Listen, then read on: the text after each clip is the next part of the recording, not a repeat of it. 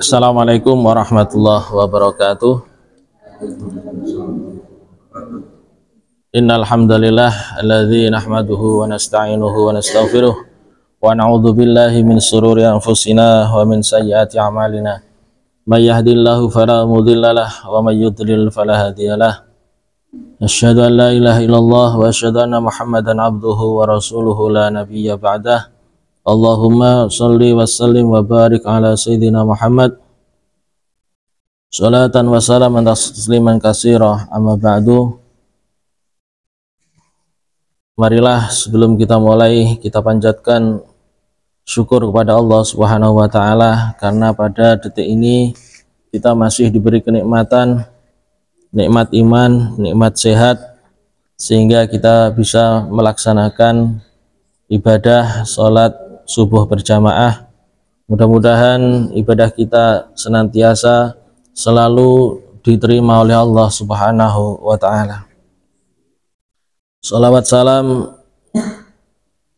mudah-mudahan tetap terlimpahkan kepada junjungan baginda Nabi besar Muhammad sallallahu alaihi wasallam yang selalu kita nantikan syafaatnya, dan mudah-mudahan kita benar-benar diakui sebagai umatnya.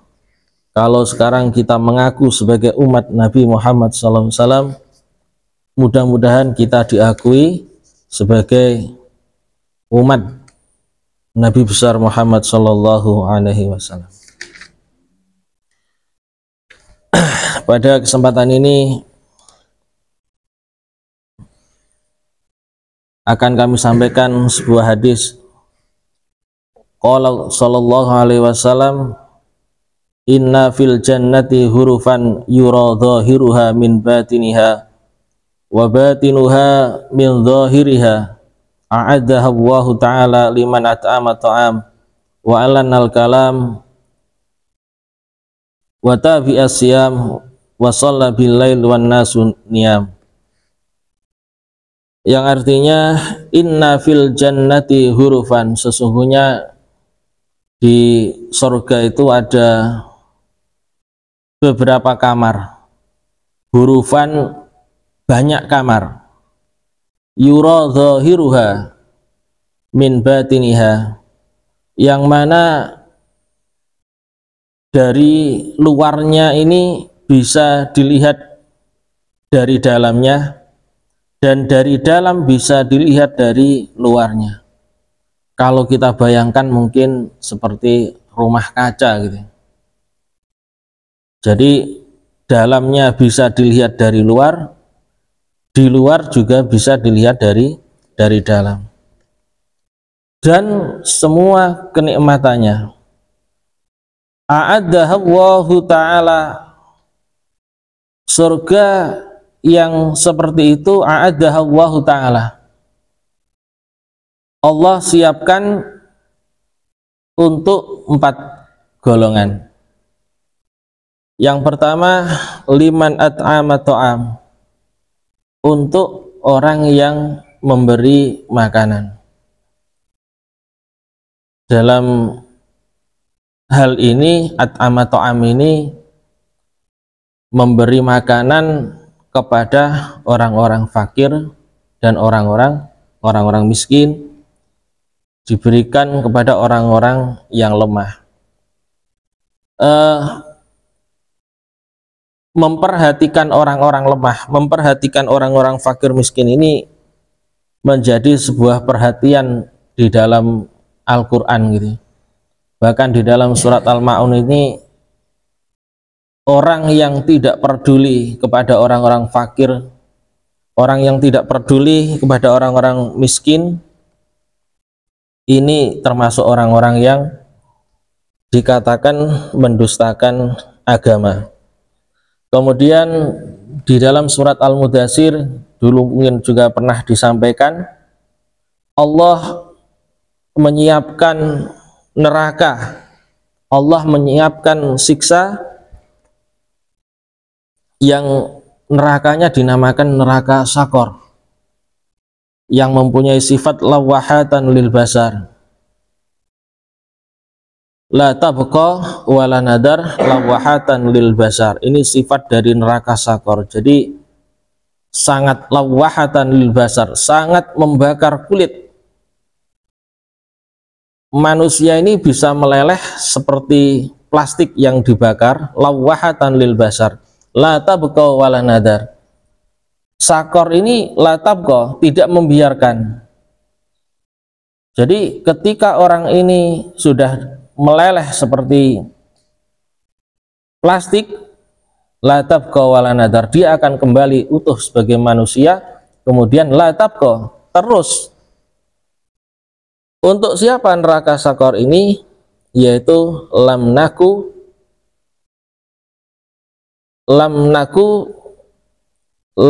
minal musallin wa lam naku ta'amil miskin. Jadi orang yang tidak melakukan sholat, lam naku minal musallin, orang yang tidak melakukan sholat, wa lam naku nat'amul miskin, dan orang-orang yang tidak mau memberi makan, tidak mau memperhatikan orang-orang miskin. Tentunya ini bukan untuk semua orang gitu ya. Tentunya ini bukan untuk semua orang, akan tetapi orang-orang yang diberi kemampuan untuk memberi, untuk memperhatikan orang-orang fakir miskin. Kalau kita mampu memberi hanya satu bungkus, kalau kita hanya mampu memberi hanya satu piring, kita beri orang-orang fakir miskin itu ya semampu kita. Kita mampunya satu orang, kita beri fakir miskin itu satu bungkus saja, semampu kita. Kalau kita mampu tiap hari ya tiap hari, kalau tidak mampu tiap hari ya tidak usah gitu ya. Biasanya kita melihat orang-orang di pinggir jalan peminta-minta. Kalau kita mampu, punya rezeki, hati kita sedang karep, beri mereka sedekah. Karena apa? Ini adalah perintah dalam Al-Quran, perintah dalam agama. Ketika ada orang yang meminta-minta, ada orang pengemis, jangan kita usir gitu ya. Kenapa tidak boleh? Wa ammasa ila fala tanhar. Jika ada orang yang meminta, fala tanhar, jangan engkau bentak, jangan engkau usir. Kalau memang kita tidak ingin memberi, sampaikan dengan cara tutur kata yang baik. Jadi menyantuni, memperhatikan orang-orang fakir miskin adalah menjadi perhatian dalam agama. Innallaha yabsutu rizqa liman yasha wa yudha'ifu man yasha. Allah itu di dalam Al-Quran mengatakan innallaha yabsutu rizqa liman yasha, memberi rezeki kepada siapapun yang dikehendaki, memperluas rezeki, memudahkan rezeki kepada siapapun yang dikehendaki, wa yudha'ifu man yasha, dan Allah itu menyempitkan rezeki kepada siapapun yang dikehendaki.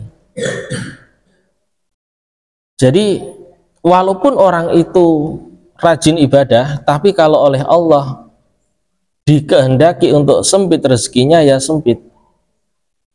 Orang itu selalu banyak maksiat, orang itu selalu ingkar kepada Allah, tapi kalau oleh Allah dikehendaki untuk yabsutu rizqa, maka rezekinya akan mudah. Akan tetapi ayat ini jangan dijadikan sebagai pedoman untuk kita berputus asa. Jangan dijadikan pedoman untuk berputus asa. Artinya apa? Kita tetap harus berusaha. Ketika kita masih ditakdirkan oleh Allah, rezeki kita mungkin sempit, maka kita harus bersabar. Tapi ketika kita ditakdirkan oleh Allah, rezeki kita ini mudah, ya kita harus bersyukur kepada Allah. Jadi ayat ini jangan dijadikan pedoman olah. Allah itu kan berkehendak siapapun yang dikehendaki dan memperluas rezeki kepada siapapun yang dikehendaki, dan menyempitkan rezeki kepada siapapun yang dikehendaki Allah, tidak usah kerja misalnya, pasrah begitu saja. Jangan dijadikan pedoman seperti itu. Jadi tadi yang sudah saya sampaikan, ketika kita ditakdirkan luas rezekinya, mudah rezekinya, kita harus pandai-pandai bersyukur. Ketika kita ditakdirkan oleh Allah sempit rezeki kita, maka kita harus bersabar dan terus berusaha.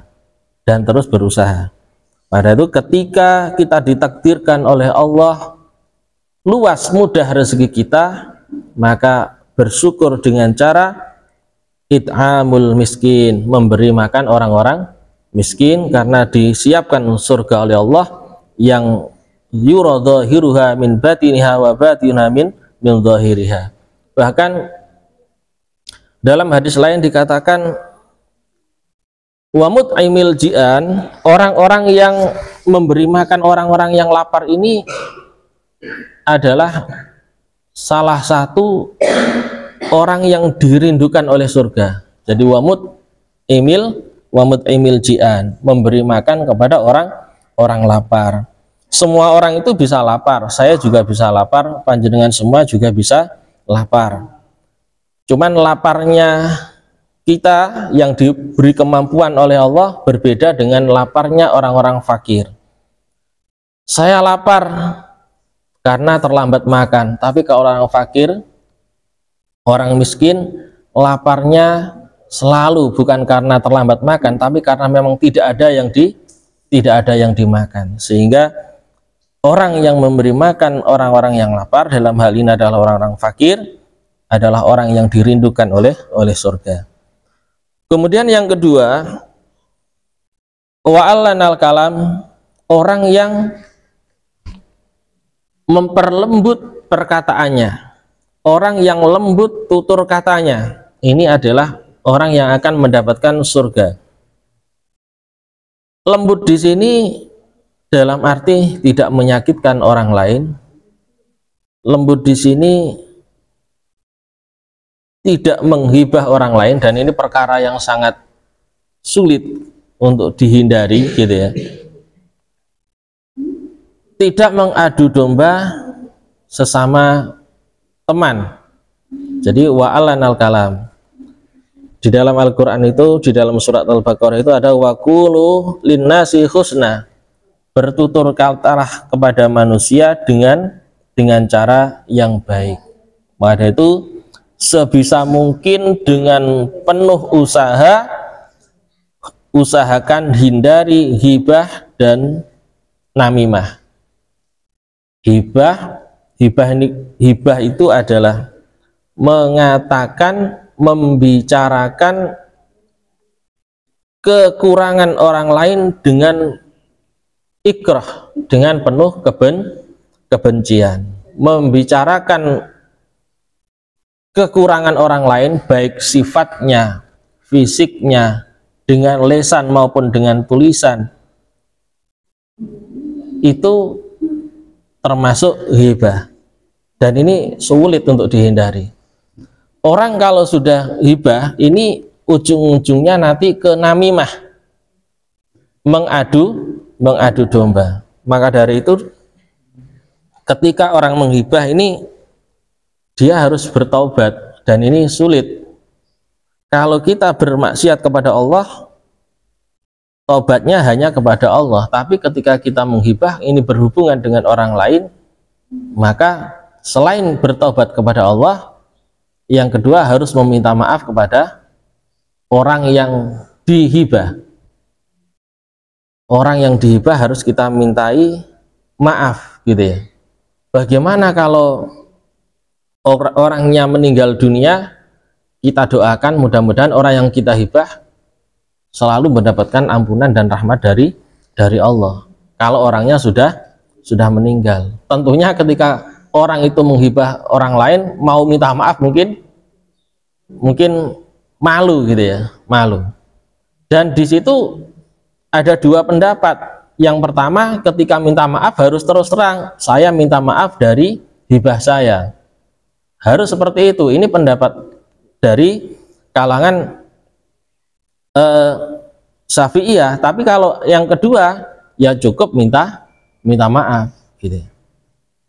Ketika mendohirkan, ketika memperjelas permohonan maaf, dikhawatirkan nanti akan ada permusuhan lagi gitu. Jadi ketika meminta maaf kepada orang yang dihibah, orang yang dirasani gitu ya, ini harus ada dua pendapat, harus diperjelas permohonan maafnya, dan ada yang yes pokoknya minta maaf. Maka itu harus benar-benar kita hindari, dan tentunya harus ada usaha dari diri sendiri untuk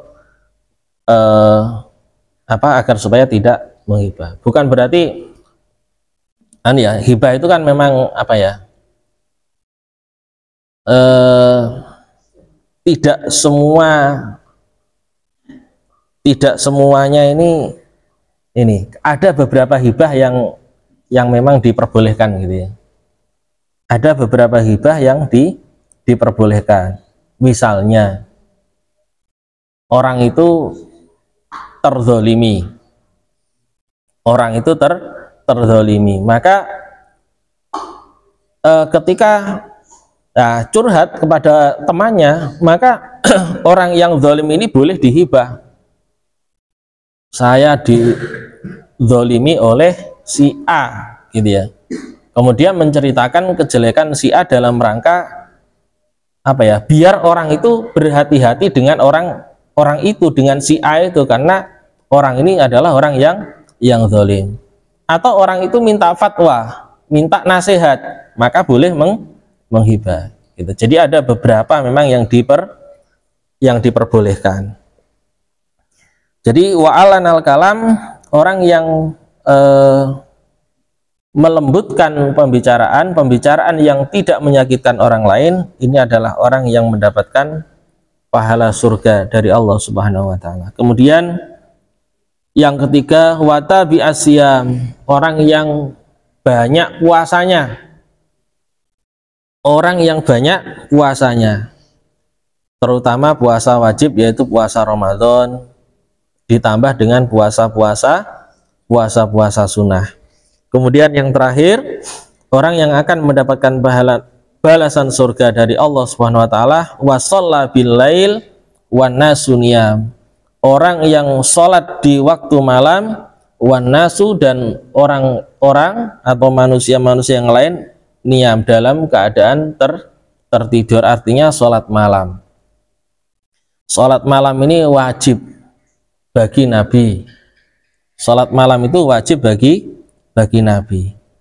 Wa minal laili fatahajat nafilata laka. Jadi sholat malam itu wajib bagi Nabi, tapi sunnah bahkan dianjurkan untuk umat Nabi Muhammad SAW. Sehingga dalam surat Al-Muzammil, ya ayyuhal muzammil qumil laila illa qalila awin kusminhu aujid waratilil qur'ana tartila. Ya ayyuhal muzammil, wahai orang yang berselimut. Yang dimaksud orang yang berselimut di situ adalah Nabi Muhammad SAW. Qumil laila illa qalila, bangunlah di waktu malam, illa qalila awin kus minhu nisfahu awin kus minhu auzidhu waratilil qur'ana tartila. Artinya malam itu kalau di tafsir itu ada tiga bagian. Jadi ada sepertiga awal, ada nisful lail, separuh malam, ada sulusul lail. Dan di antara waktu ini yang paling baik, ya semuanya baik, cuman yang paling baik adalah sulusul lail. Diperkirakan jam 3. Diperkirakan jam 3. Jadi jam 11 itu sulusul lail. Kemudian jam 12 itu nisful lail. Kemudian yang paling bagus, ada pendapat yang paling bagus itu adalah jam 3, bangun untuk melakukan sholat malam. Kalau orang ini mampu melaksanakan, maka ayya ba'asaka rabbuka maqama mahmuda. Allah akan memberikan makom yang terpuji di sisi Allah Subhanahu wa taala. Jadi orang yang mampu melakukan sholat malam ketika banyak orang yang tidur, ayya ba'asaka rabbuka maqama mahmuda. Allah akan memberikan derajat yang mulia kepada orang tersebut, dan orang ini, golongan orang yang mampu melakukan sholat malam, adalah orang yang dirindukan oleh surga. Mudah-mudahan kita diberi kekuatan oleh Allah untuk bisa melaksanakan hadis ini, walaupun tidak semuanya, karena ini berat. Manusia itu punya nafsu berat, tapi kalau kita tidak mampu, ya ada usaha, ada niatan untuk melakukannya. Kalau memang benar-benar tidak mampu, ya jangan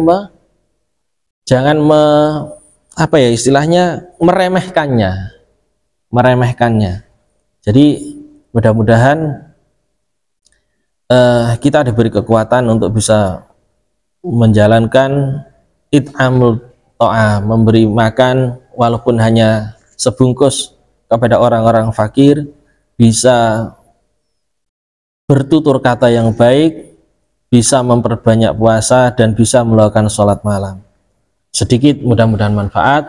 Saya akhiri. Assalamualaikum warahmatullahi wabarakatuh.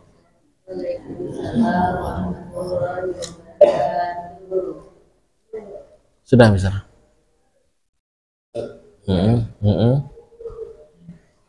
Jadi ini kan yang namanya gosip itu di mana-mana orang. Tapi mungkin saya kurang benar karena bahkan di rumah lagi. Ancamannya orang yang gosip itu apa? Atau dosanya seperti apa? Biar kita bisa mengurangi. Jadi Rasul itu pernah berjalan di sebuah makam, kemudian Rasul itu mendengar orang yang disiksa. Jadi di alam kubur pun Allah sudah menyiksa itu ya.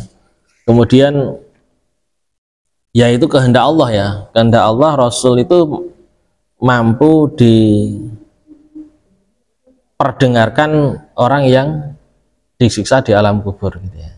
Jadi di kubur pun sudah disiksa. Kemudian Rasul mengambil pelepah kurma ya. Rasul mengambil pelepah kurma, kemudian pelepah kurma itu ditaruh di atas makam itu sambil berdoa, mudah-mudahan selama pelepah kurma ini masih basah, dosa orang yang ada di dalam kubur ini mudah-mudahan diringankan oleh Allah Subhanahu wa taala. Ketika ditanya adalah orang yang tidak bisa menjaga lisannya gitu. Orang yang tidak bisa menjaga lisannya. Pada itu hadis itu kemudian dijadikan sebuah dasar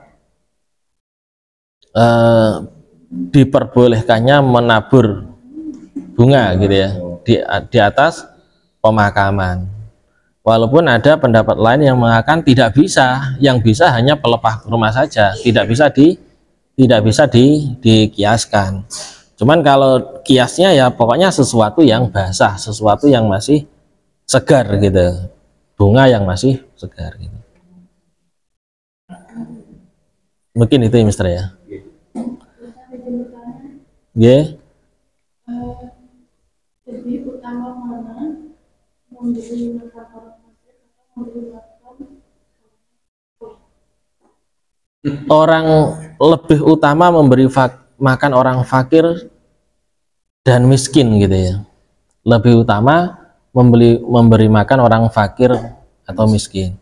Kalau orang soleh itu fakir dan miskin juga lebih utama lagi gitu ya. Tapi kalau orang solehnya ini mampu secara perekonomian, lebih utama memberi makan orang fakir dan miskin gitu. Maka dari itu ketika bersedekah pun kita harus melihat gitu ya, lebih utama ke fakir miskin. Cukup Mister ya? Yes. Nasinya nanti keburu cepet dingin nanti. Ya, sudah.